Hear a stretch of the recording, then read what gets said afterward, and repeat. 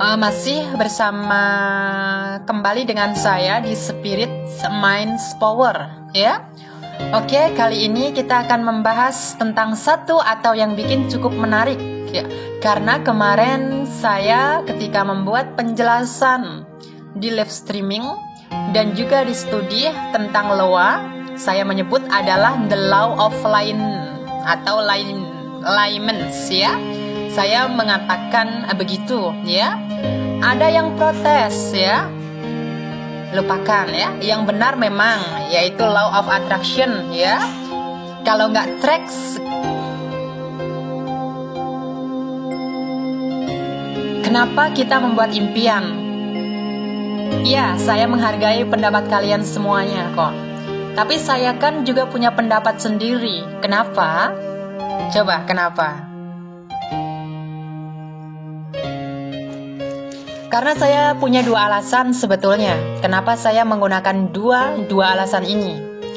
Kenapa saya menggunakan istilah LOA itu dengan kata the law of alignments atau alignments, ya, bukan law of attraction, ya. Dulu, ya, memang ketika saya, ya, dulu itu memang ketika saya membaca buku The Secrets, ya, awalnya memang saya tahunya dari sana, ya.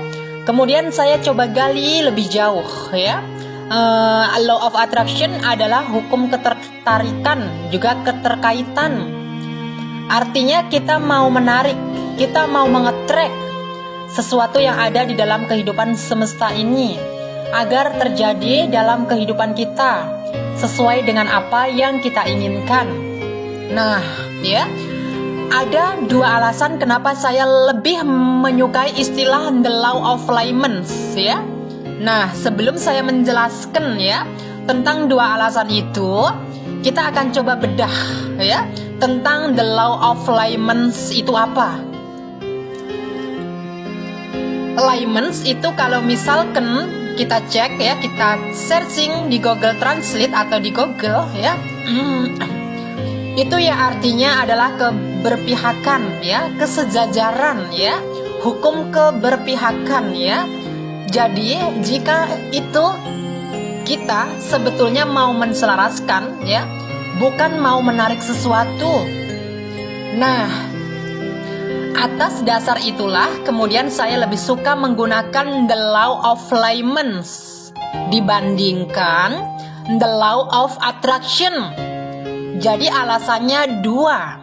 Yang pertama, jika kita mengatakan sebagai attraction, artinya kita menarik sesuatu, berarti sesuatu yang ada di luar kita, ya.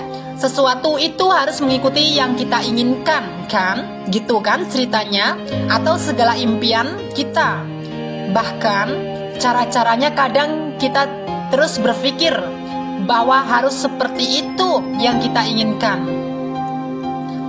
bahwa itu sebetulnya adalah kemustahilan, ya, kalau menurut saya tuh. Jadi sangat tidak mungkin sekali ketika kita ini berusaha untuk menentukan arah dan tujuan kita sesuai dengan apa yang kita minta. Kita hanya minta diselaraskan kok sebetulnya itu, agar apa yang kita inginkan itu nantinya akan tertuju pada titik yang memang kita inginkan. Sehingga arahnya inilah yang sebetulnya kita itu butuh arahan. Bukan kita menarik sesuatu dalam kehidupan kita. Nah, sekarang bayangkan kalau misalkan law attraction itu memang bahwa kita itu bisa menarik sesuatu. Di dunia ini ada sekitar berapa coba? 7 miliaran penduduk kurang lebih, ya. Bayangkan kalau semua orang tuh menggunakan law of attraction. Coba bayangkan, ya, pasti chaos itu. Traffic light aja diperlukan, ya, supaya untuk mengatur supaya orang itu tidak chaos, supaya nggak ricuh gitu, ya. Nah, kalau misalkan the law of attraction itu memang terjadi, jadi semua orang punya keinginan. Lah terus gimana gitu loh, kan nggak lucu, kan? Nah, saya lebih suka mengatakan sebagai the law of alignments dibandingkan the law of attraction. Jadi law of alignments artinya kita mau menselaraskan, kita mau menjajarkan, menselaraskan, menyeimbangkan.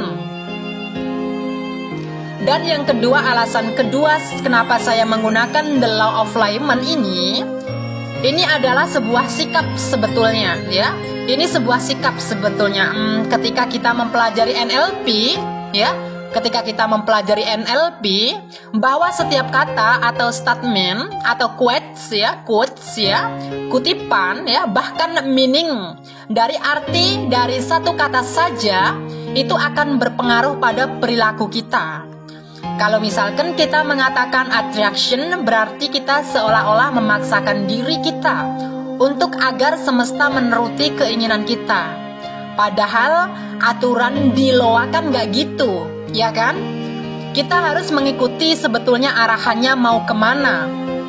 Loh, terus kamu bilang, loh kak, kan emang keinginannya kan misalkan kita kan menentukan setahun. Iya, masa salah? Ya nggak salah juga gitu loh kamunya. Nggak salah mau setahun, bahkan jangankan setahun, mungkin bisa jadi 1 bulan 2 bulan Anda akan dikabulkan keinginannya. Tapi ketika Anda dalam kondisi semesta berpihak kepada diri Anda, ada syaratnya tuh. Ya, syaratnya adalah Anda mengikuti aturannya. Nah, simpelnya itu gini. Jadi law of alignments itu gini, saya lebih suka mengatakannya dengan cara seperti itu supaya saya memiliki sikap bahwa saya manut atau nurut, ya. Manut pengertiannya bukan hanya sekedar pasrah, tapi saya ngikutin aturan arahannya. Nah, saya mengikuti aturannya itu adalah supaya bukan hanya apa yang saya pikirkan, tapi apa yang saya rasakan.